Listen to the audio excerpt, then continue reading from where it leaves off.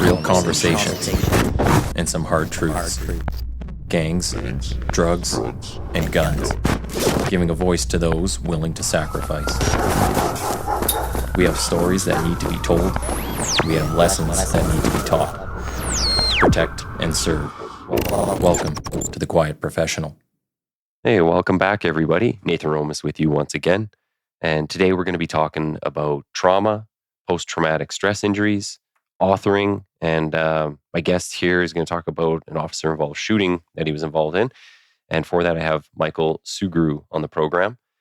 Mike began his law enforcement career in 1998 in the United States Air Force as a security forces officer. After that, he was hired by the Walnut Creek Police Department.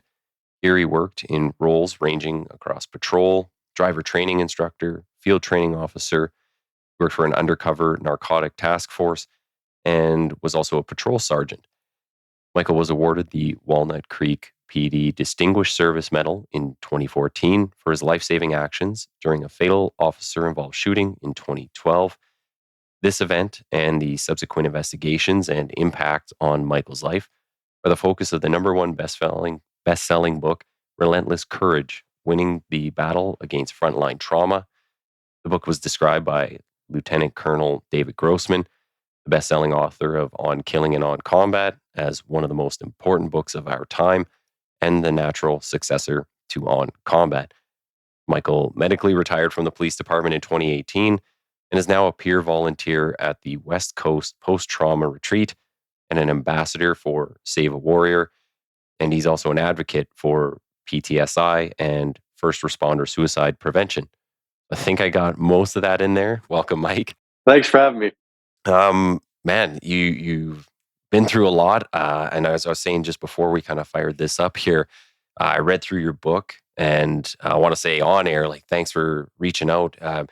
You said, hey, if you're interested, you want to take a read of this book and come and talk about it. And even in the book review that I wrote, I was like, I'm not generally an emotional guy, but man, there was so much in that book that struck a chord with me, and the similarities between US and Canada policing and things that you went through. So I couldn't imagine what it was like to go through writing that. Honestly, it's not anything I ever imagined or envisioned.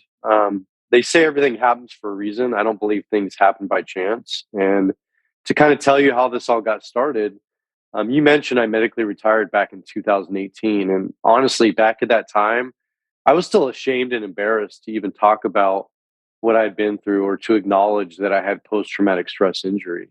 And so I really wasn't out there sharing my story or talking to people about it.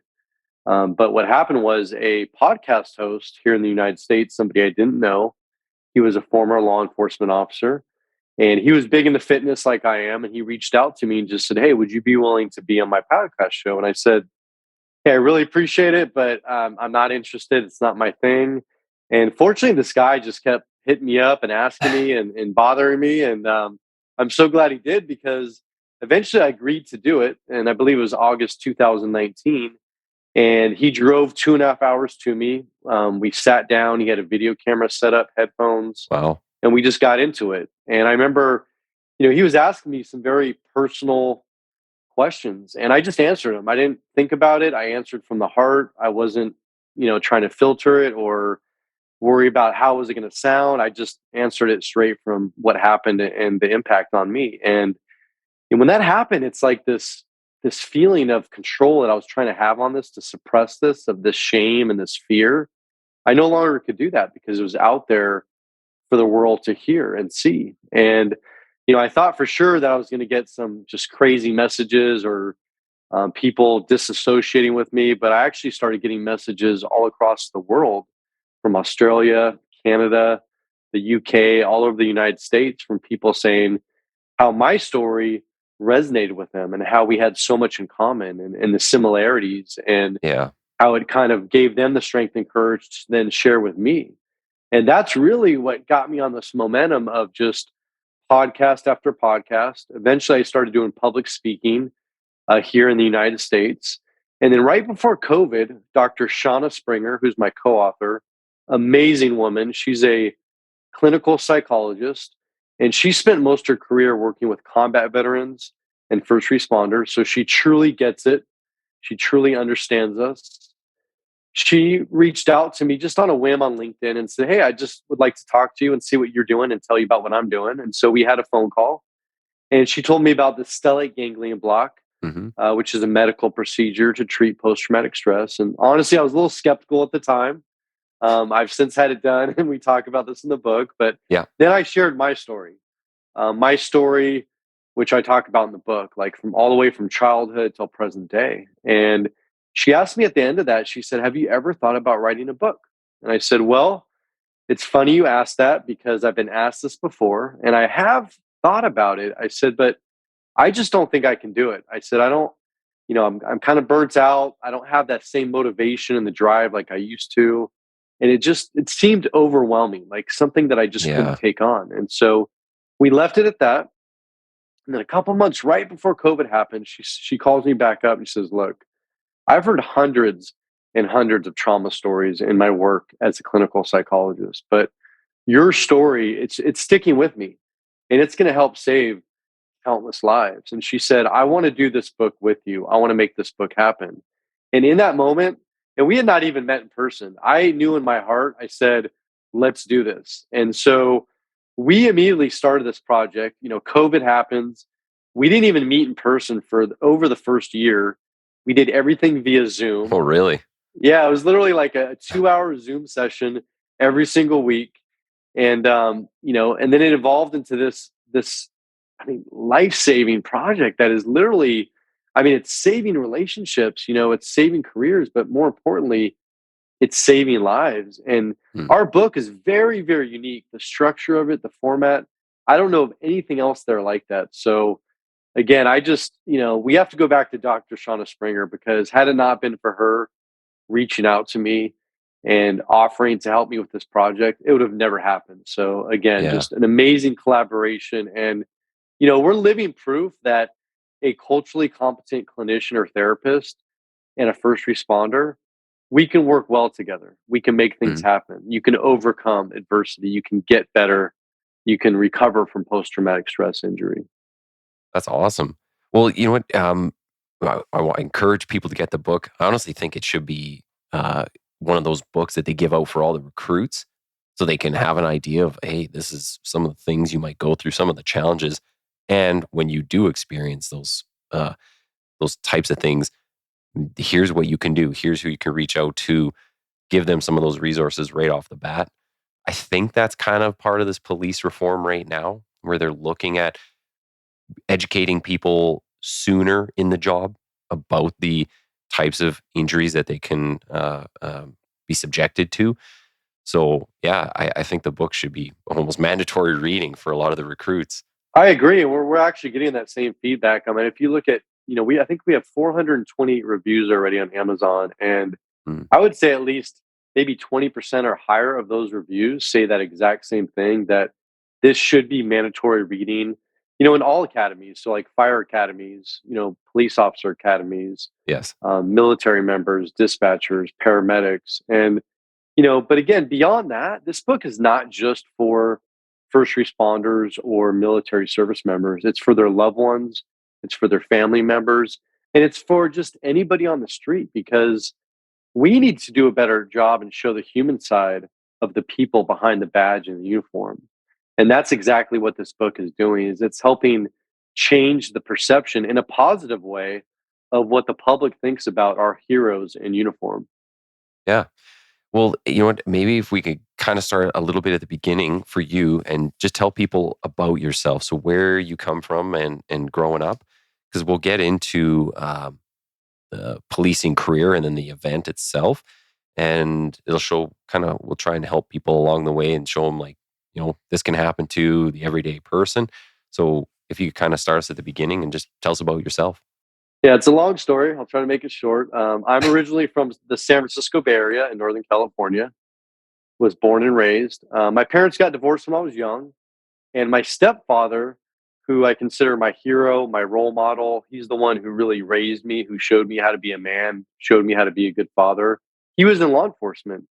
And so at the age of 8 years old, I knew back then that this was a calling for me, that this is something I wanted to do. And I actually started volunteering for his first police department at literally 8 years old. And, it was nothing glamorous. It was literally like washing patrol cars and filing paperwork. But I got an official laminated ID card. And I remember just like feeling part of something bigger, having a purpose. And that carried on into my high school years. I was a police explorer for another police department. And, my plans changed, but initially I wanted to go into federal law enforcement. So I was thinking about like FBI or DEA. And I knew that I needed my college degree, but I also needed like work experience above and beyond that. So I decided to look into the military. I ended up getting a full scholarship through the Air Force. I went to California State University, graduated in 98 with a degree in criminal justice. And I got my first career choice in the Air Force, which was security forces. And that's basically military police, anti-terrorism, force protection, all those things. And it was only a 4-year commitment. I was going to do my time, get out, but they offered me Germany, which I wasn't going to pass down. So I moved to Germany, and then 9/11 happened. Short time after that, I was in the Middle East. And so I ended up staying in longer. I ended up staying in 6.5 years. I got out in 2004 as a captain, and I went straight into civilian law enforcement back here in the San Okay. Francisco Bay Area. And that was in 2004. And, my whole life, I've been one of those guys that had a plan. Like I knew every step along the way, I knew what I needed to do to achieve the next step and the next goal. And I wanted to be chief of police someday. That was my dream. That was my goal. And in my law enforcement career on the civilian side, like everything was falling into place. Every promotion, every assignment. I mean, I was just doing phenomenal. I was leading every team I was on, and then, of course, which we're going to get into, a very tragic incident happened, and it just changed my entire trajectory. It changed my plan. It changed my life, and it's led me to where I'm at today. Yeah. Well, and so maybe we'll kind of get into the topic of the book then. So you're involved in this officer involved shooting. It was 2012. And can you kind of maybe flesh out a bit of the details of what was involved in that call and kind of the response that happened there? Yeah, so I had just been promoted. So I was a brand new patrol sergeant, and I was on my second solo shift. I was working the graveyard shift, which is the night shift. And this shift started the day after Christmas. Mm. So it started December 26th at 9:30 at night, and we were supposed to get off at 7:30 in the morning on December 27th. And at that point in my life, everything was perfect. I was happily married. I just bought my dream house. I had a beautiful 2.5-year-old daughter. Like I said, my career was off the charts. I remember going to work that day just kind of on a high, just feeling great. And it was our Friday, so we're going to be off for a few days to where I could spend time with my family. And the shift was slow. We had minimum staffing. There wasn't much calls coming out. There was another team on, but they went home. And about 1 a.m., I was the only supervisor on for the entire city. Mm. So literally, I was like the acting chief of police. And I had only 4 officers and 1 dispatcher at that time after the other teams went home. So I remember, it was very quiet that night. And suddenly the dispatcher got on the radio and she sounded extremely frantic. Her voice, like I've never heard before. She puts out the address on Creekside Drive. And she says that there's a woman inside a condominium and a man armed with a knife. And so immediately I started driving as fast as I could to the location. And about halfway there, the dispatcher puts up an update and says, now the boyfriend and girlfriend are barricaded inside the bedroom. And I was confused. So I actually asked for clarification. And I said, is the boyfriend the one with the knife? Or is there a third subject with a knife? And she quickly clarifies and says, no, there's a third subject armed with a knife. Mm. And so now just all these thoughts are racing through my head as I'm driving as fast as I can. I can feel my heart pumping. I can feel the adrenaline. And it seems like forever, but literally we're talking a couple minutes. And I pull up on scene. I find the complex again. I don't know where this exact unit is. And just as I start to get out of my car, the dispatcher starts screaming on the radio and says, units, units, there's a struggle, there's a struggle. And then she says the phone line went dead. She literally lost all communication inside the condominium. Okay. Now, thank God, at that same time, another officer pulls up right behind me. And we can hear blood curdling screams coming from the distance. And we look at each other, pull out our guns, and we just start running towards the screams. Eventually, we have to crawl underneath an outside stairwell, and we get into this open courtyard. And there's literally 2-story attached condominiums all around us. We get in front of the unit, and the blood curdling screams just stop. Now it's just eerily silent. We don't see anybody outside. We don't hear any noises. Now, right now, it's just her and I at the scene. We know we have more officers coming, but we've got to get inside that condominium and save that couple. So we have our guns out. We're announcing ourselves, police, police, come out, show us your hands, show us your hands. I even try kicking open the front door. It doesn't work. There's no response, no sound, no noise. I look at my partner. She's standing next to a huge louvered window the size of a door, and it's completely shattered inside to the condominium. So we both post up at the window and we're announcing again, police, police, come out, show us your hands. Nothing. We look at each other. She goes in. I go in right behind her. Immediately, that puts us in a kitchen area. Now, through the kitchen, I can see there's a cutout where I can see there's like a family room and like a dining room area. We exit the kitchen. She goes right. I go left. So she's now at the base of a stairwell, and the front door that is still locked is behind her. I go left down the hallway. I clear that family room, living room area. I don't see anybody. No signs of a struggle, nothing unusual other than what we saw in the kitchen. So I come back to the bottom of the stairs. Now I'm literally shoulder to shoulder with the other officer. To her right is a solid wall. We're at the base of this stairwell. We're looking up. And all we can see is that there's some kind of opening up top on the left. We don't know if that's a hallway, if it's a landing, if it goes to a bedroom. We've got our guns out, our flashlights, and we're yelling, police, police, come out. Show us your hands. Again, this now seems like forever, but we're talking seconds. Suddenly, a male subject partially comes out. We can't see the entire right side of his body. He's sweating profusely. His eyes are wide open like a zombie, literally just staring straight through us. And now we're yelling for him, show us your hands, show us your hands. And there is no visible reaction whatsoever. I mean, I don't remember seeing his eyes blinking. I don't remember seeing any facial expressions. There was no words, no body movement. And then moments later, he comes all the way out. My partner yells, he's got a knife, he's got a knife. And in his right hand, he was clenching a full-size butcher knife. And now we're yelling at him, drop the knife, drop the knife. And during this whole time, 2 more officers come inside the condominium, another male officer and a female officer. I yell for one of them to get the taser or less lethal force. The male officer says, I've got the taser, and he positions right behind myself and that first officer that arrived on scene. The 4th officer goes perpendicular to the stairwell. Moments later, the male subject raises up the butcher knife in a stabbing position and starts coming down the stairwell. And so we just shoot. There's 3 officers that fired their service weapons and the male officer that tried to use the taser. At that time, we didn't know if any of us had hit him. He's now at the bottom of the stairwell. 2 of the officers retreat to the family room area.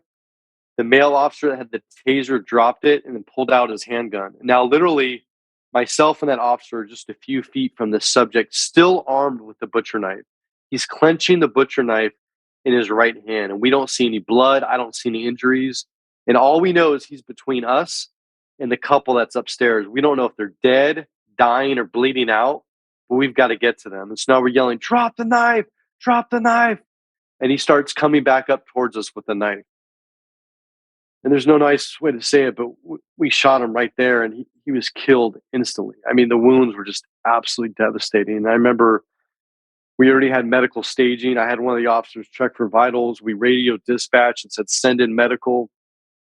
I then had 2 officers go upstairs to check on the couple. And thank God we got there when we did, because it turns out that this subject had been stabbing through the bedroom door with this butcher knife. And this poor couple was physically barricading their bodies against the door, trying to prevent him from coming in. And he wasn't known to them at all. We didn't, at first, that's what I thought. But what we later found out was he was actually one of the roommates that lived at that condominium. Part of the backstory is that there was 3 males that lived there. And One of them was still away for family because, like I said, this is the day after Christmas. And the boyfriend and girlfriend were there. The suspect were there earlier in the night. They're all hanging out, no issues. In fact, there had been no issues with these roommates ever. They were all good friends. The suspect had no criminal history, no police contacts, no history of mental illness. I mean, nothing. And hours into the night, the couple go up to the bedroom and the boyfriend's playing Xbox while the girlfriend falls asleep on his lap. And they later described this that sometime around 3 in the morning, the suspect comes into their room with the same look, eyes wide open, glazed over, sweating profusely, doesn't say anything, and he jumps on the bed trying to strangle to death the male roommate. And by the grace of God, the boyfriend and girlfriend somehow get him off of him. They get him downstairs out the condominium and they lock the door. And that's when they run back upstairs and call 911. Well, that's when the suspect broke through the window, went in the kitchen, pulled out a knife from the drawer, and went straight up to the bedroom and started stabbing through the bedroom door, trying to kill them. The one thing I wanted to ask and kind of maybe get your thoughts on, and maybe you can reflect on this now and put it into words, but right in right after the shooting and this guy hits the floor, what is kind of your thought process at that point? Like, are you thinking, like, has this affected you even that early, or is it not until you have some time away from an event that before it has an effect on you mentally or even physically, I guess? Well, in this case, I remember I was almost in shock when it first happened, like almost in disbelief. And I broke down at the scene for a few seconds and literally lost it. And I realized that literally I had to get my shit together and I was in charge. I was in control of the scene. So not only was I a shooter, but I was the only supervisor on duty. And so I had to get back in operational mode and start giving commands and orders and start controlling the scene and starting making notifications and going through checklists. And so, when it comes to trauma, I think that, and again, I'm speaking based on my own experience, but oftentimes there's that initial shock. Mm. But for me, it was a gradual process where the effects became worse and worse and worse. And it was almost like a compounding effect. And so, it was, and we go into great detail in the book about this, but, after the shooting, there was a whole series of events that happened, including an interview. Yeah. I'd been up for over 24 hours. I was ordered not to talk about this to the moment when I go home and see my family. And that's where I felt something was off because I felt numb. I felt disconnected. And I remember I wanted to go up to my room and just go to sleep and hope that this was some bad nightmare. It wasn't reality. It didn't really happen. And that started my isolation. I remember I started having nightmares right away, and those gradually got worse. And again, there's a whole bunch of things that happened, including we got sued immediately. There's parallel investigations, all these things that had a compounding effect. And so, I don't think most people, when it comes to trauma, it's like a light switch where it's like you're 100% normal, you flip the switch, and now you're just a train wreck. For me, it was an actual gradual process. Well, I don't think, just like you're saying, but I also don't think people realize, at least as a police officer, probably I can't think of any other career that would have this. So you go through that event, you're immediately kind of, and I know from our processes here, you're immediately kind of whisked away to the side. You're involved in this critical incident. They don't really allow you to talk to anybody. You might have a union representative there or something, but even in your case, you didn't. You're the only supervisor. You like you said, I got to pull my shit together and get back into directing things and people. But here they kind of pull you aside. You're on your own. Then they're going to come interview you. You have to have your notes done right away. Um, and then, like you're saying, even all the after effects. And that's one thing I kind of want to get into with you because I think it's good to show people, or at least the public, just the amount of after effects. So that a police officer has to go through all the criticisms, all the media attention. So a normal citizen isn't subject to a lot of those other acts and policies. So if a citizen goes through a critical incident, it's kind of maybe in that one moment and then you're done. But as a police officer, and your book, as it details out, you're looking at like years of, you have lawsuits, you have criminal investigation, then you have, it might even go down after criminal to a policy level investigation. You also have all the, what would you call it? Like the critiques by coworkers. You're in your workplace and you come back and, maybe you think, I shouldn't have shot. Maybe I should have shot sooner. So can you kind of talk a little bit, or put a little more detail to what happened after? So as you kind of leave this event behind, what takes place over the next couple of years? Well, yeah, like you said, and you mentioned a lot of this, but in this case, this was a good shooting. We were cleared very quickly from the district attorney's office or the prosecutor, Hmm. and we also had an internal investigation, which you mentioned reviews like policy and procedure, and that went on for a while. But we were cleared from that, and we had two victims, two witnesses who we saved their lives. Yeah. And even given all of that, we endured a 4-year federal lawsuit where every year we had to go through a deposition, which was usually all day long. We were in a small conference room, myself and the other officers involved in this. And across the table from us was several attorneys, including the father of the man that tried to kill me, that I took his life, was literally staring, right across the table from me. And we had to relive this incident over and over and over. And the thing was, is that I wanted to forget about this incident. I wanted it to go away, but I couldn't. I had to remember every finite detail because potentially I was going to end up a defendant in court someday, Yeah. and the thing is, you don't know if that's going to happen. But in my case, I did. I ended up on trial in 2016, September of 2016. This shooting happened December 27th, 2012. So think about that time frame. Yeah. And unfortunately, during that time, there was a series of controversial police shootings and police incidents that were going on across our country, across the United States. And that's where the movement, BLM, or the anti law enforcement movement, really started getting momentum. And so, even though my shooting happened in 2012, the trial is now going in 2016. And it ended up going in San Francisco, which is probably one of the worst places in the United States to be on trial as a police officer. And Yeah.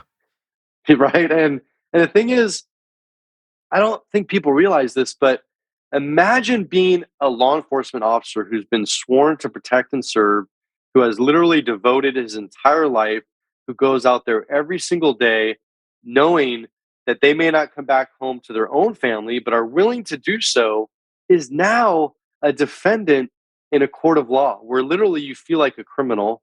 You've got an entire jury just staring at you. And in my case, what I didn't mention was is that the guy that tried to kill me had an identical twin brother who looked just like him. So these nightmares that I've been having for years, this same face that I couldn't get out of my dreams, was literally in the courtroom behind me. I mean, imagine that. Yeah. Yeah. That'd be pretty surreal.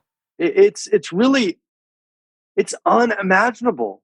And again, this is back in 2012. So now, fast forward to 2023, I can guarantee you that almost every single police shooting is going to end up in potential prosecution, or at least being looked at for prosecution, and definitely for lawsuits or going to court. And I know of many officers here in the United States who have been in good, justified shootings where they literally save lives, and they are now being criminally prosecuted for doing their jobs. Yeah. I just had a guest on, actually. The recording, I think we get to it in the recording where he just talks about one of his coworkers, and they were involved in a hostage shooting, and yet the guy was still charged and kind of put through the ringer. Um, what would you say was the biggest letdown throughout the process on the support side of things? And one of the things I'm kind of thinking of is in there, you talk about how like supervisors and some of their opinions, some of the peers. So for me, that I find is always the hardest part, is dealing with the coworkers.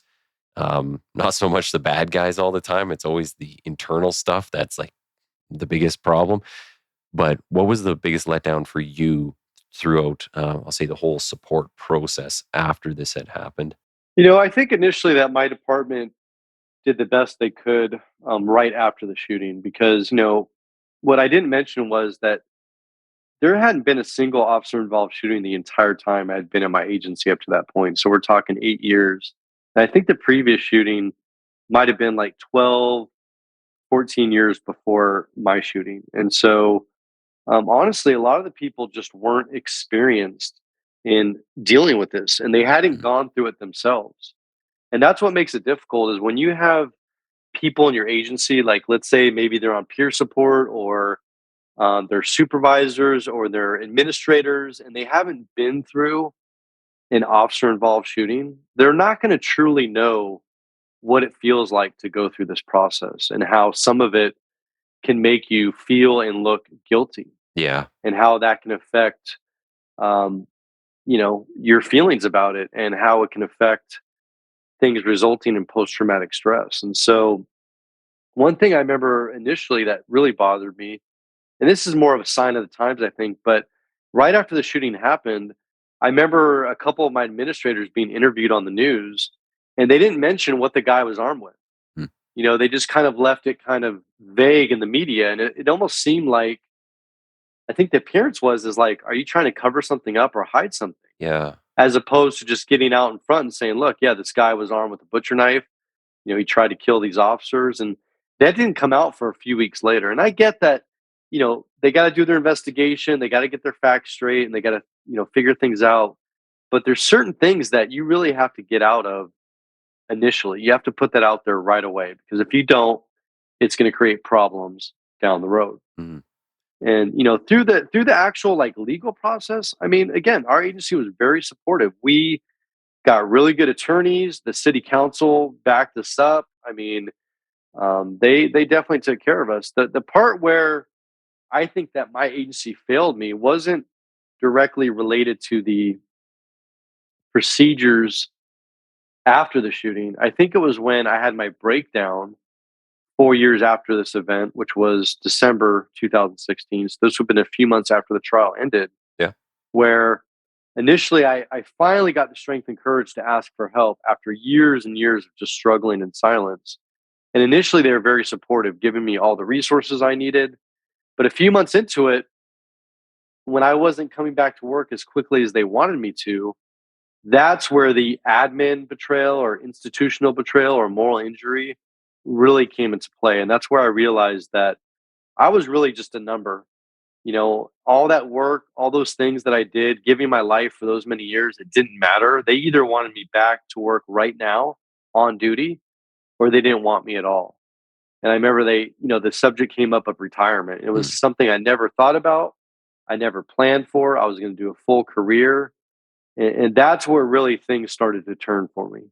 One of the things, actually, some of the stuff you're saying here got me thinking about who it's best to talk to after these events. And I actually went and saw Romeo Dallaire speak last night. I don't know if you know him. He's a colonel over in Rwanda when all the genocide was occurring, but he just talks about when he came back, and he said talking with peers versus psychologists or therapists, um, and just like how you would work through a lot of these issues. And you're saying like you need to talk to somebody that is knows what you went through, like actually knows what you went through, has had similar experiences, kind of like you're saying about Shauna and just how she can actually relate to you.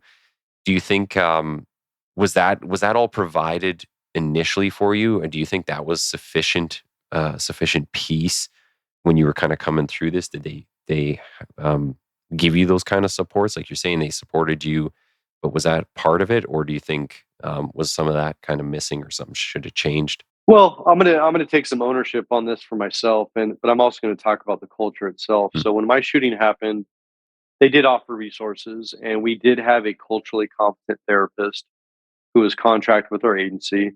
But the thing was, is that at that time, I didn't believe in talking about this stuff, and I didn't have a trusting relationship with that therapist. Now, that therapist, I know her today. She's phenomenal, and she does get it. She does understand it. But what's important is that you have to have a trust yeah. already built, or you have to have a rapport. And really, you want to have this before these incidents happen. That way, when the big incidents happen, then it's not like you're trying to start from the beginning and establish rapport and feel people out. It's like, no, you already have this trust built. You can open up to them and talk to them right away, like I can do today with Doc Springer. Hmm. I can do that today, but back then, I didn't think that way. And honestly, right after the shooting, I didn't know how messed up I was or how messed up I was going to be. And I remember I just wanted to go back to work. And so, our agency, we had a critical incident debrief. It was 2 weeks after the incident. So we had this therapist, myself, the dispatcher that was working, and then all the officers that were on scene. But I remember that we were all like so starved just for facts, because we hadn't even had a chance to talk to each other since the shooting, because we had to be interviewed twice. And so in this room now is the first time where we've seen each other, where we can openly talk about what happened. And so we're all going around the room talking about what we saw, what we did. And again, it was more of just like, oh, I didn't know you were there. I thought you were over here. I didn't hear that, but you heard that. Nobody was talking about their feelings. Like, nobody was talking about emotions. I wasn't talking about the nightmares I was having, about the lack of sleep. And I should have been the one to set the example, because I was the supervisor. I was the leader. And I think if I would have opened up that discussion, if I would have felt comfortable enough, which I didn't, Mm, but if I would have felt comfortable enough and I started that conversation, who knows what would have happened or where I'd be today. Maybe that would have, allowed other people, let them open up, because they see, okay, wait a minute, our supervisor, our leader, he's being vulnerable, he's being honest, he's being open, he's not worried about this machismo or this this BS of nothing bothers us, nothing hurts us, nothing affects us. That didn't happen. And so we all literally just went back to work right after that. wow. And so that was my mistake. And we our department was very progressive back then. So we had a full peer support program. We had peer support specialists. We had these laminated cards back then with these names and phone numbers of people you could call Yeah. 24/7. But the thing was, is that all these people who were on peer support, they were nice people, but they weren't like go-getter officers who had been involved in the shit. And Yeah. like you just said, if I would have had a peer support person who I trusted, who I had a rapport with, who had been through a similar incident as I had, I probably would have felt comfortable opening up to them back then. I mean, today, of course, I would. But back then, I didn't have that. I looked at it as like, man, if I opened up to any of these people, they're going to start gossiping. Word's going to spread. There's not going to be any confidentiality. It's going to get back to the brass or the admin. And I was worried about ramifications on my career. Yeah. I was a brand new sergeant. I was still on probation. And again, I'm supposed to be this badass military guy, which honestly I was, but this incident, for whatever reason, in that moment, in that second, I literally lost that feeling of invincibility. For all those years in the military and law enforcement, so we're talking like over 14 years at this point combined, I felt untouchable. I felt invincible. I was out there every single day, just, I mean, literally stopping crooks, arresting people, no fear. Yeah. But that incident, in a moment, I lost that feeling of invincibility. And I literally felt like I was going to die. Mm. Over the years, as you're going through like all these depositions and you're constantly reliving the event, because you said you had to testify, like you basically were telling the story over and over and over, right?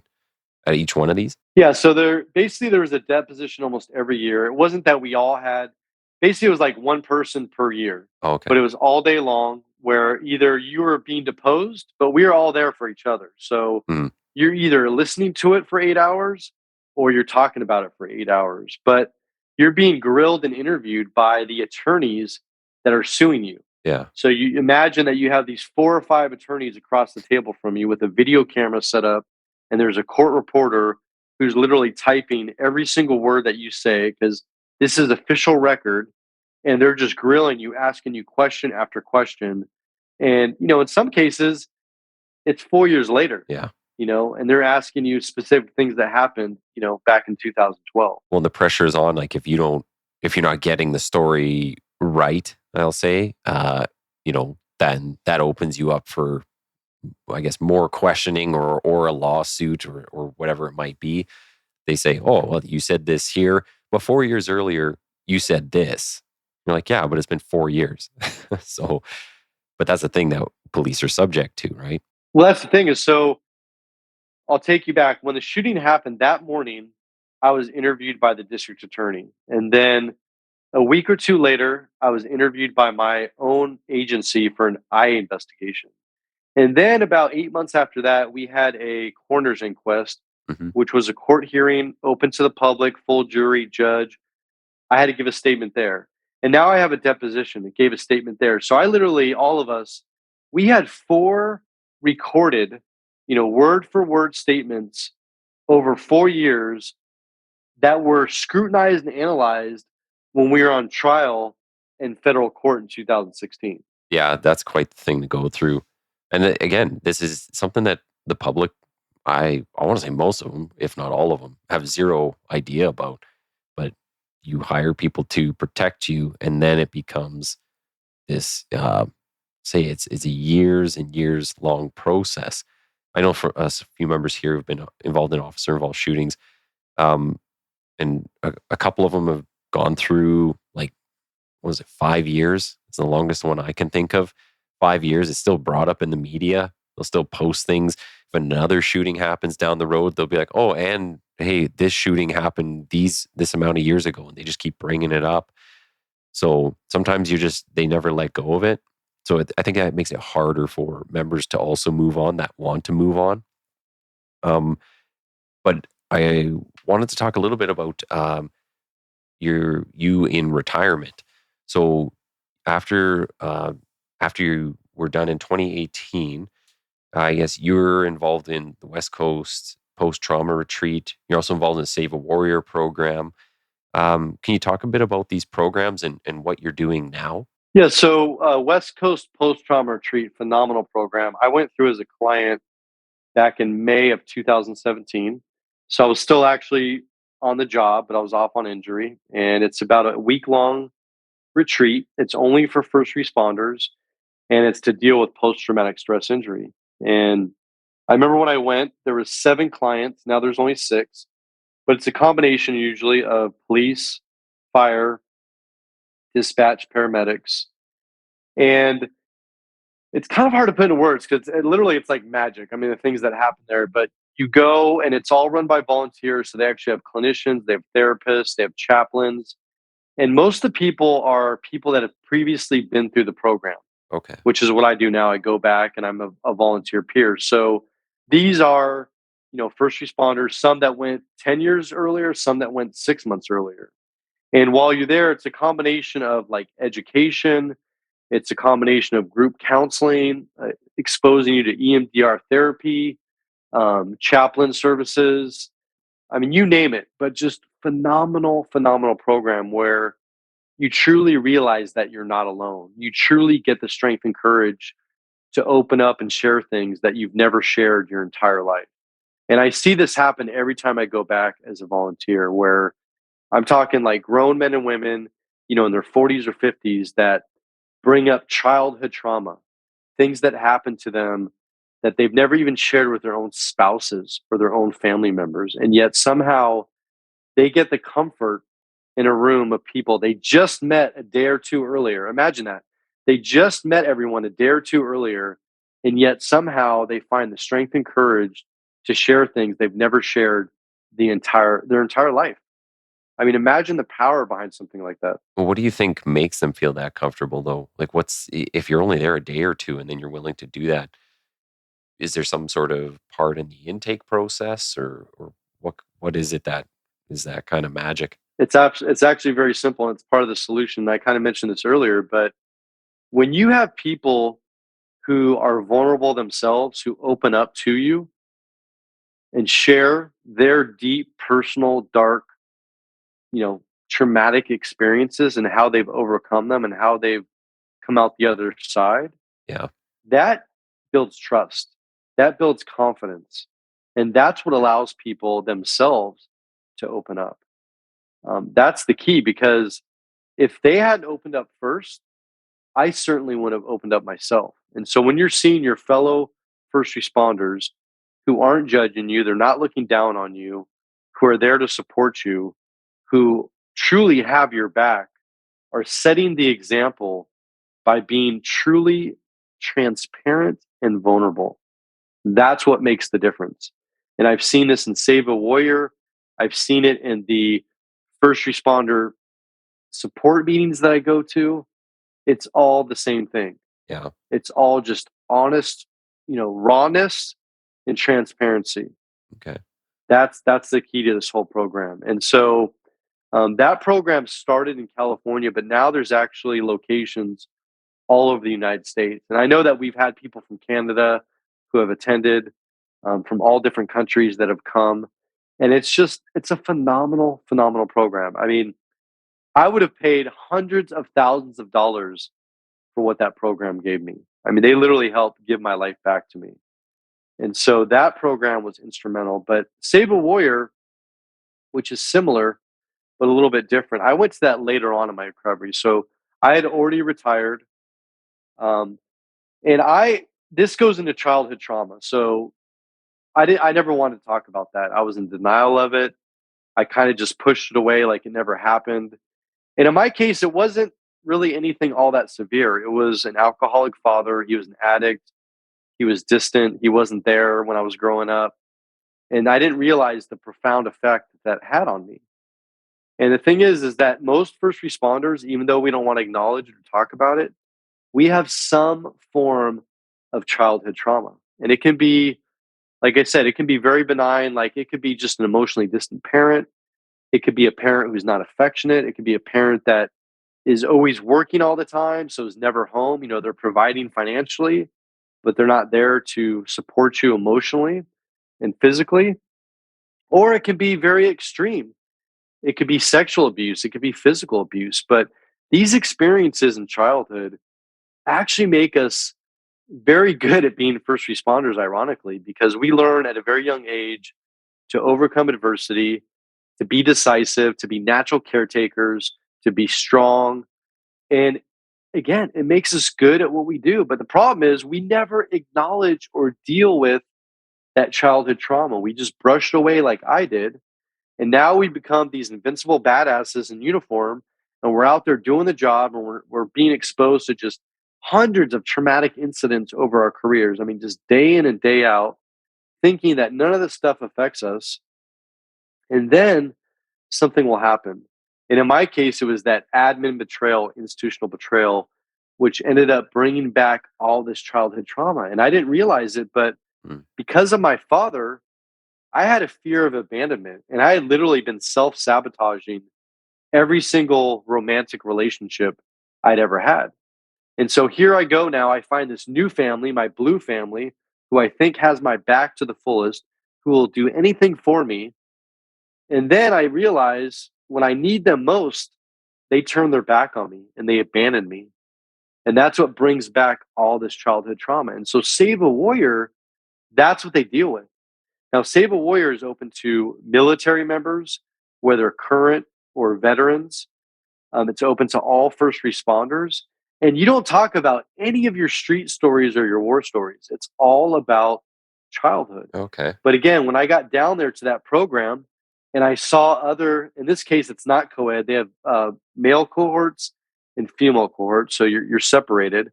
But I saw other men who were openly sharing about their traumatic childhood experiences. Just again, being transparent, being open, being vulnerable. That gave me the strength and courage to share my experience and then to start working on that and start processing them. And so Save a Warrior, not only that, Save a Warrior is free. There's no cost to it. Okay. I mean, literally, it's free. You just have to get yourself there. It's based out of Ohio here in the United States. It's only, I believe, 3.5 days long now. It's all peer driven. So you're going to be there with other first responders or military members or a combination of both.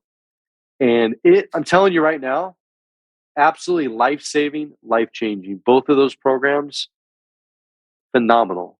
Well, I think one thing you might have touched on a little bit was just the amount of stuff that you see in a career.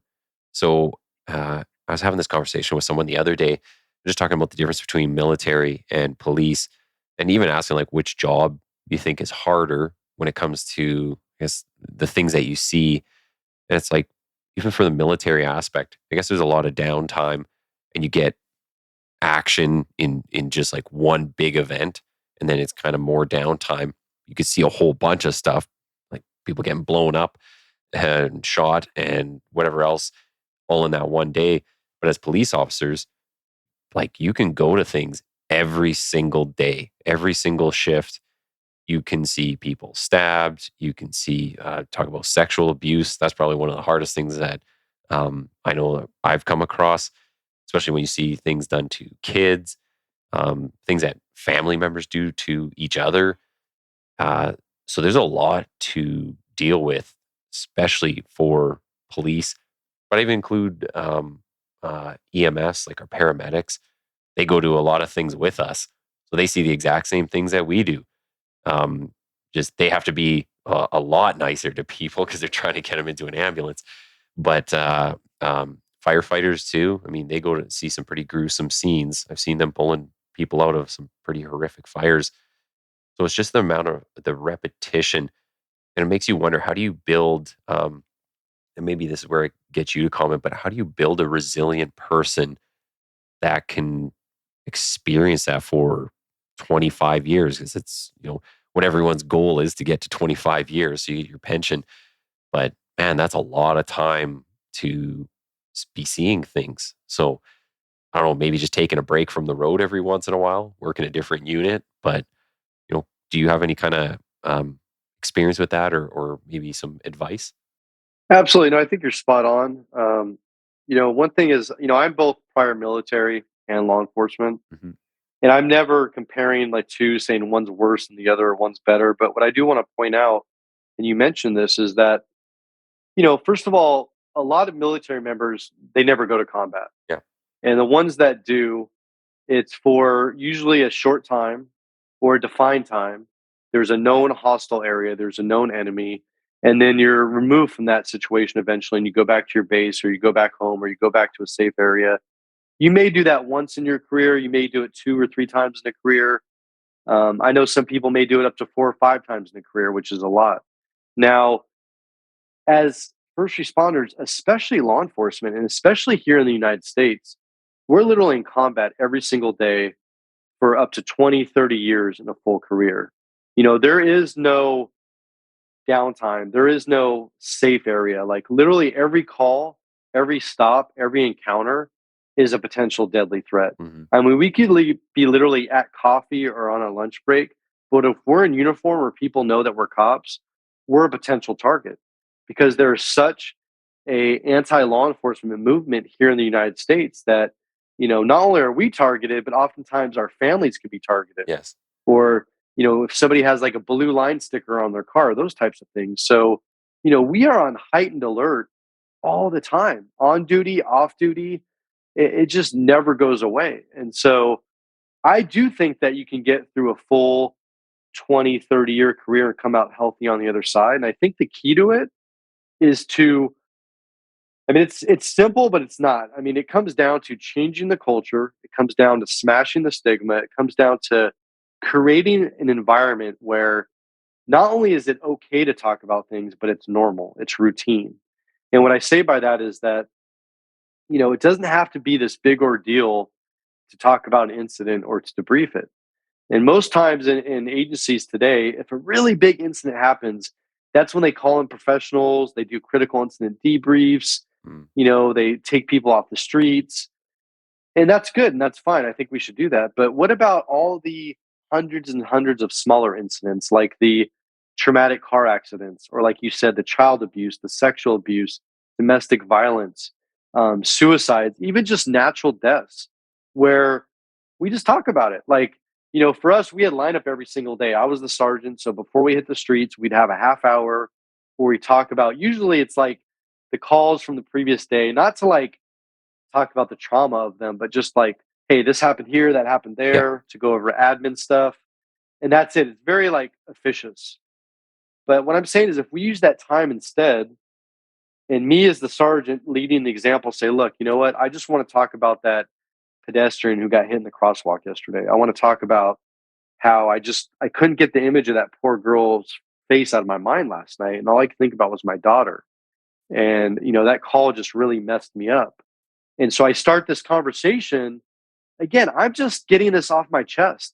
I'm just acknowledging the humanity of it. And it's allowing other people to do the same. And that's what creates this, and Dr. Springer talks about it, but this tribe atmosphere, this tribe feeling where literally we are a real family. It's not just, this thin blue line family where I've got your back in this active shooter situation, but it's like, no, I've got your back all the time, no matter what. Yeah. And I'm not going to judge you. I'm not going to look down upon you. Um, you can talk to me about anything. And I think if we can get there, if we get to that point, and I know it's going to take a long time, and we need leaders at all levels. I mean, from police chiefs to captains to lieutenants to corporals, sergeants, officers, everyone at every level needs to do the same to change this culture, to change this environment. And we need to start that in the academies. Yeah. That's where we need to instill this culture of it's okay to talk about this stuff, because the way it is now, what we do is we just wait till it's like too late, or till we're so far gone and we're so messed up after years and years and years of denying this stuff, to where now we do have to be taken off the streets. We do have to go to programs. But what I'm saying is if we just talk about this routinely and normally, we're not going to have to go to those steps. You can get through a career. But that's what we've got to do. We've got to change this culture and smash the stigma and just say, look, it's okay to ask for help. Yeah, I agree. So kind of coming up to the end of our time, I want to make sure I ask you this here. Just you got a pretty good endorsement from David Grossman. And I don't know anybody, at least any of my friends who don't know who David Grossman is. So just wondering how'd you get connected with him? And I mean, he said some really nice things about your book. So yeah, what's the connection there? This is a great story. So not only did, Lieutenant Colonel Grossman, who is a legend. I mean, he is a living legend. Yeah. This guy's written over 11 books. I actually saw him when I was a new officer. I've seen him speak twice. He didn't know me. He didn't remember me, but he had an impact on me way back then. And he's literally one of the pioneers of talking about resiliency and wellness and addressing the effects of combat, or, having to take a human life. And he actually wrote not, just the endorsement, but he wrote the foreword for this book. And so I'm going to tell you exactly how this all went down. So my co-author and I, we were writing this book, and we were thinking about, before we publish this, we want to send it out to some people, police chiefs, administrators, people in the military, influencers, to get their honest just thoughts and feedback on this book, and see what they think about it. And so on a whim, we emailed Lieutenant Colonel Dave Grossman. Again, he didn't know who I was. He didn't know who Doc Springer was. And we just said, look, you know what? We're writing this manuscript right now. We're not done. But here's kind of the premise of it. And we would wondering, hey, if you would just consider reading it and just letting us know what you think, and potentially giving us just an endorsement, like maybe a blurb that we could use on the cover or inside the book. That was it. We didn't even mention the forward. Oh, And Lieutenant Colonel Dave Grossman, very gracious. I mean, he replied very quickly. He's like, yeah, I'd love to, just let me know when it's done, blah, blah, blah. And so we left it at that. We ended up finishing the manuscript, reached back out to him. We sent it to him. And again, replies back right away. And I started thinking, he wasn't done with the book, but he sent this message. He was saying, he basically said, look, I'm not done with this, but he's like, if I die tomorrow, you can use this quote right here. And we're like, holy cow, And it was like, because like that's how much this book was affecting him. And Yeah. so I went to Dr. Springer and I said, what do you think about, and we didn't even think about doing a forward. We never planned to do a forward. I said, what do you think about asking Lieutenant Colonel Grossman to do a forward? And she's like, yeah, I mean, do you think he'll do it? I said, I don't know, honestly. I mean, probably not, but let's just, what does it hurt to ask? And she's like, yeah, let's do it. And so I sent him an email. I just said, hey, Lieutenant Colonel Dave Grossman, you don't know me, but I know who you are. I've seen you speak. I really admire you. I look up to you. And, I don't even know how to ask you this, but I said, would you consider writing a forward for our book? And I'm not joking. This guy replied back in like a couple minutes, and he said, I would be absolutely honored to do so. I mean, I was blown away. I mean, I can't tell you how humble, how accommodating, how generous he was. I mean, again, he didn't know who I was, Mm. but that's how much he believes in our work. That's how much he believes in this book. And so to have his name on the cover of our book, to write the forward, I'm still in shock to this day. I mean, it's an honor. Like I said, Lieutenant Colonel Dave Grossman is a legend. Yeah. Well, if me telling people to get a book isn't enough, I might get you like 2 book sales. I bet he'll get you a lot more.